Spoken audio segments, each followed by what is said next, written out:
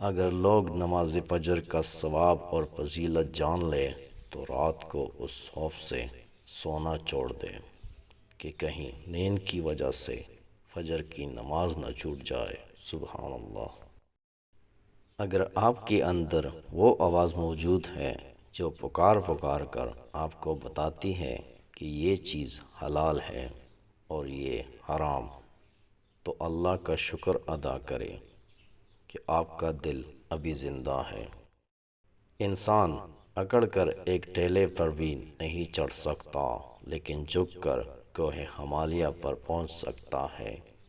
عاجزی سے جھکنا سیکھو تاکہ بلندی نصیب ہو۔ حضرت علی رضی اللہ تعالیٰ عنہ نے فرمایا، جب رسی سخت ہو جائے تو سمجھ جائے کہ ٹوٹنے والی ہے، اسی طرح جب حالات سخت ہو جائیں تو جان لیجئے کہ آسانی آنے والی ہے۔ بے شک ہر مشکل کے بعد آسانی ہے۔ پھر یہ آنکھوں میں آنسو کیسے؟ بس یہ اللہ کو دکھانے کے لیے کہ اس کے بندے بہت کمزور ہیں، اس کے کن کے محتاج ہیں۔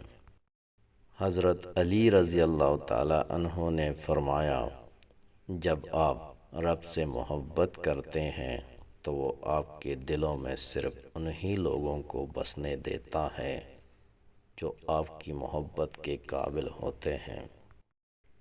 یا اللہ، میں تجھ سے مانگتا ہوں ایسی معافی جس کے بعد کوئی گناہ نہ ہو، ایسی ہدایت جس کے بعد کوئی گناہ نہ ہو، ایسی صحت جس کے بعد کوئی بیماری نہ ہو، ایسی رضا جس کے بعد ناراضگی نہ ہو۔ آمین۔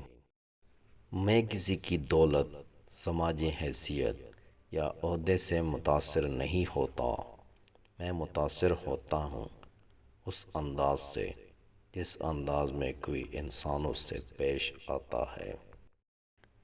رشتے نبھانے کا ظرف نہ ہو تو رشتے بنانے سے بھی گریز کیجیے۔ کتنا بد نصیب ہوتا ہے وہ شخص جو دل کے ساتھ ساتھ دعا سے بھی نکل جائے۔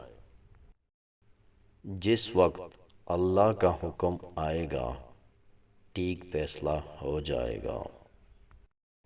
لوگ دے سکتے ہیں تمہیں ہزار مشورے، لیکن مالک کے معجزات صرف اللہ ہے۔ اللہ کے فیصلے ہماری خواہش سے بہتر ہیں۔